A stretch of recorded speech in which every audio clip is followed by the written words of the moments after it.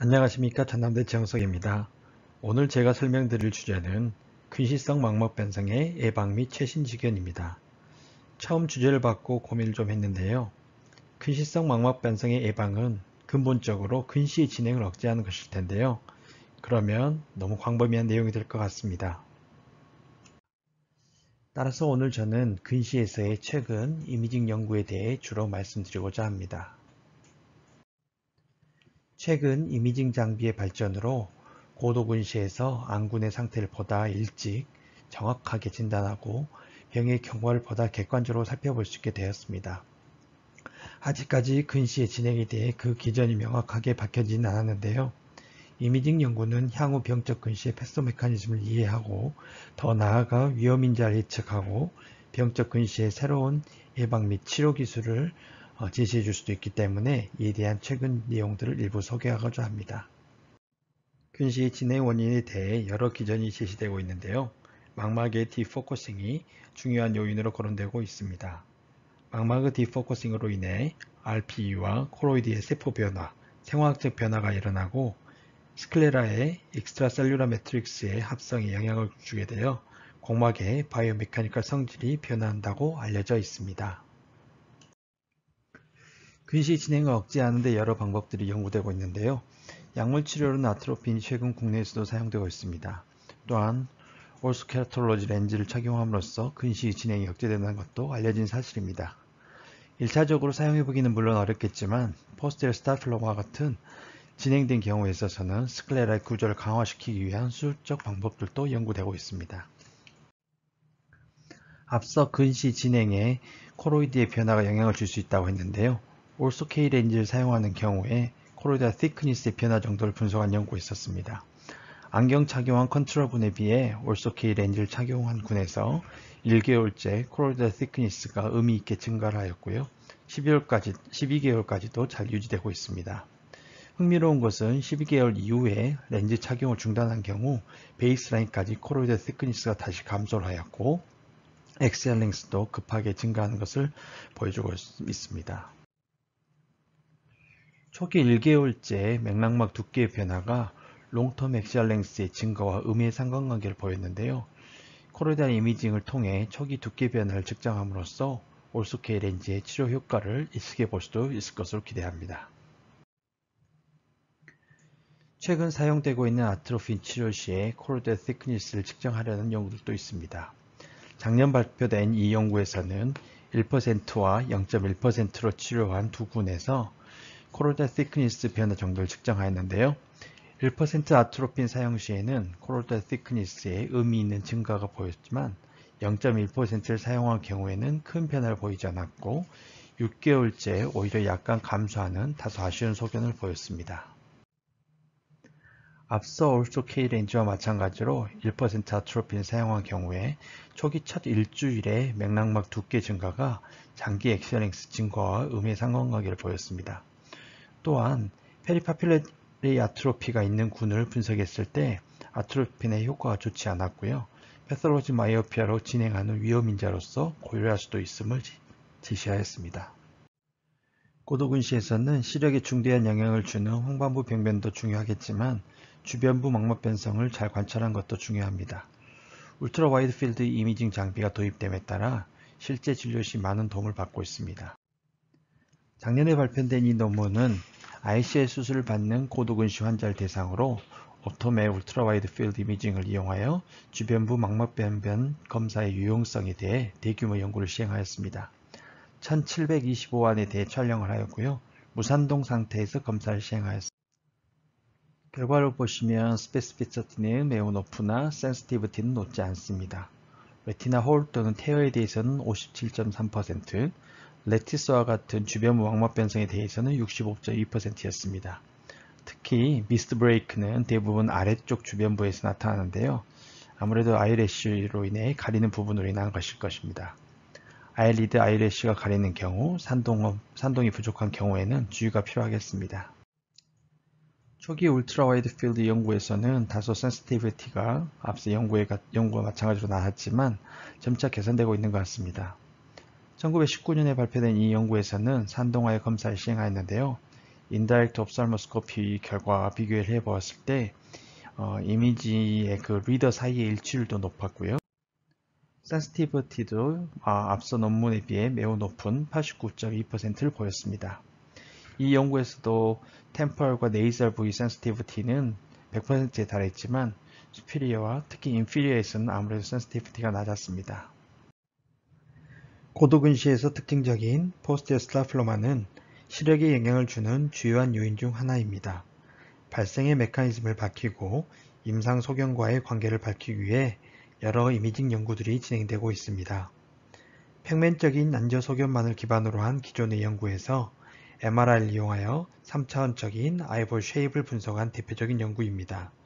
이를 이용하여 네이설과 템포럴리 디스토티드 타입, 실린드릭 타입, 배럴 타입으로 분류하였고 안저에서 보이는 여러 병명과의 연관성에 대해 비교 분석을 하였습니다. 그렇지만 예상하시는 바와 같이 비용이 높기 때문에 스크린 검사로 사용하기에는 많은 제약이 따릅니다. 또한 시간 경과에 따른 미세한 변화를 감지하기 어렵고 레티나, 코로이드, 그리고 스클레라를 각각 분류하기 어렵기 때문에 안구 내의 플루이드 즉 유리체를 통해 간접적으로 안구의 모양을 측정할 수만 있습니다. 최근 광각 OCT가 개발되어 스타필로마 연구에 많이 사용되기 시작했습니다. 기존의 OCT는 망막 위축이 심한 환자에서 보다 디테일한 마이오피 마큐로패스 및 레티노스키시스 등의 그 상태를 파악하는 데 도움이 되었고 와일드필드 OCT는 아래 영상에서와 같이 보다 광범위한 안구 및 스타필로마의 컨트롤을 볼 수 있게 되었습니다. 본 연구는 기존의 모디파이된 안저 소견을 기반으로 한 스타필로마의 클래시피케이션별로 OCT 소견을 연구하였고 OCT상 스타필로마의 특징적인 두 가지 홀마크도 제시하였습니다. 즉, 스타필로마 보더 부위에서 점차적인 코로이드 thinning이 관찰되고 엣지 부위에서 스클레라의 인월드 프로트루전 소견이 관찰됩니다. 앞서 MRI를 이용한 스타필로마 분석과 비교해 보았을 때 분류에 어느 정도의 일치성을 보였습니다. 또한 OCT 촬영 범위를 넘어서는 와이드 마큘라 타입의 스타필로마 두 케이스를 제외하고는 광각 OCT를 이용하여 진단 및 분류가 가능하였습니다. 2019년에 발표된 이 연구는 20세 이하의 어린이 또는 청소년 하이마이오피 환자를 대상으로 와이드필드 OCT 검사를 시행하였습니다. 첫 번째 사진은 저명한 스타필로마가 보이지 않는 고도근시 환자 사진이고요. 우측 첫 번째 사진은 페리파필러리 스타필로마가 있으며 엣지로 예상되는 노란 화살표 부위 주변에 점진적인 코로이드 thining 소견이 관찰됩니다. 그렇지만 저명한 스클레라 인월드 프로트루전은 관찰되지 않는 경우입니다. 우측 아래 사진은 스타필로마 엣지 부위에서 스클레라 인월드 프로트루전 소견까지 관찰되는 전형적인 스타필로마 OCT 예시입니다. 성인에서는 앞서 설명한 스타필로마의 특징적인 OCT 소견 두 가지가 주로 같이 관찰되지만 어린 환자에서는 스클레라의 인월드 프로트루전은 보다 진행된 일부 환자에서만 관찰이 되었습니다. 이를 통해 병적 근시 진행 경과를 예측해 볼 수도 있을 것입니다. 포스테리어 스타필로마에 연관되어 또는 별개로 마이오픽 마큘라 레티노스키시스 소견도 많이 관찰됩니다. 이 또한 시력에 영향을 줄 수 있으며 치료 여부를 결정해야 하기 때문에 중요한 소견입니다. 729명의 환자를 대상으로 울트라와이드 OCT를 촬영한 결과 포스테리어 스타필로마는 66%에서 마이오피 레티노스키시스는 136안 18.7%에서 관찰되었습니다. 모든 경우에서 아우터 플렉스폼 레이어와 뉴클리어 레이어 사이가 주로 분리되는 아우터 레티노스키시스가 관찰되었고 이너 레이어가 분리되는 이너 레티노스키시스도 30% 정도에서 관찰이 되었습니다. 좌측 사진을 보시면 하얀색 화살표는 스타필로마 보도를 가리킵니다. 스타필로마와 아우터 레티노스키시스가 있었던 117안 모두에서 아우터 레티노스키시스 범위는 스타필로마 위치에 국한된 것을 확인할 수 있었습니다. 또한 ERM, VMT와 같은 트랙셔널 리전은 75% 정도에서 관찰되었는데요. 우측 사진에서와 같이 VMT와 스타필로마 모두 있었던 눈에서 Vitreous Tractional Adhesion은 스타필로마 엣지에 위치하고 있는 것을 확인할 수 있었습니다. 이너 레티노스키시스가 있었던 눈에서 대부분의 위치는 아우터 레티노스키시스 범위에 위치하고 있었습니다. 좌측 사진에서와 같이 광범위하게 비트리스가 망막 표면에 유착되어 있었던 한 케이스에서만 이너 레티노스키시스의 범위가 아우터 레티노스키시스 보드를 넘어서까지 관찰이 되었습니다. 이너 레티노스키시스는 안군의 트랙셔널 컴포넌트에 영향을 받을 것으로 예측할 수 있는데요. 파란색 박스 부분에서 보는 것과 같이 이너 레티노스키시스 유무에 따라 분석을 해보면 이너 레티노스키시스가 있는 군에서 ERM, VMT, 레티나 바스큘라이트 폴드와 같은 트랙셔널 리즌이 의미 있게 높게 관찰되고 있습니다. 이상의 결과들을 정리해보면 아우터 레티노스키시스의 주된 병인은 스타필로마와 같은 뒤쪽으로 당기는 견인력이 될 것이고요. 이너 레티노스키시스는 비트리어스 트랙션과 같이 안쪽으로 적용하는 견인력이 주된 병일 것으로 생각됩니다. 레티노스키시스에서 주로 시행하는 비트렉토미와 ILM 필링 수술은 주로 이너월드 트랙션을 감소시켜줌으로써 이너 레티노스키시스에 보다 효과적일 것 같습니다. 물론 레티널 플렉서빌리티를 증가시켜주는 효과도 있기 때문에 아우터 레티노스키시스에도 어느 정도 효과는 있겠지만 근본적으로 스타필로마의 진행을 억제시켜 줄 수 있는 다른 여러 치료 방법들이 보다 연구가 되어야 할 것 같습니다.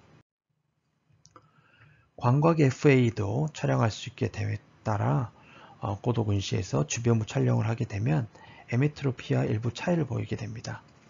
정상에서도 일부 주변부 레티나 캐필러리 마이크로 안유주점이 관찰되기도 하지만 고도근시안에서 오른쪽 그림과 같이 보다 넓은 부위에서 관찰되는 것 같습니다. 좌측 첫 번째 사진은 엑셀랭스 30.9mm의 고도근시안으로서 마이크로 안유주름으로부터 다이 리키지가 일부 관찰됩니다. 두 번째 사진에서는 주변부 캐필러리 드랍아웃과 에로헤드 부위에서는 어브로트 컷오프를 갖는 혈관 말단 소견이 보입니다. 세 번째 사진에서는 주변부 광범위한 아바스큘라 에리어가 관찰되는 고도근시안 FA 소견이 되겠습니다. 주변부에서 베듈간의 아나스토모틱 채널이 관찰되기도 합니다. 정리해보면 에메트로피아에서도 주변부 마이크로 아뉴즘이나 텔란지에타시아가 관찰되기도 하지만 다이리키지나 바스큘라 에리아, 레티나 바스큘라 아나스토모시스와 같은 소견은 패솔로직 마이오피아에서 의미 있게 관찰되는 것 같습니다. 향후 이러한 주변부 혈관 변화 원인과 임상적 의미를 찾기 위한 롱기튜드널 스터디가 필요할 것으로 생각됩니다. 최근 OCTA의 해상도가 많이 개선됨에 따라 이를 이용하여 망막 혈관 분석, 더 나아가 딥베슬인 코리어 캐필러리스에 대한 분석도 많이 이루어지고 있습니다. 도앤이 연수 중에 공동 연구로 참여했던 이 연구는 하이 마이오피아, 모더레이트 마이오피아, 컨트롤군에서 망막 혈관 밀도, 그리고 코리어 캐필러리스의 플로우 데피시트를 분석하였습니다.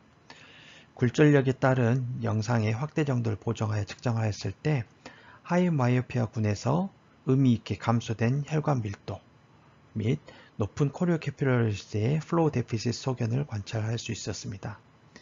향후 근시 황반 변성으로의 진행 여부를 예측할 수 있는 인자로 활용할 수 있을지에 대한 추가 연구가 필요할 것으로 보입니다. 광각 OCTA를 이용하여 보다 넓은 영역에서 코리어 캐필러리스의 혈관 정도, 혈류 정도, 플로우 데피시트를 분석한 연구도 있었습니다.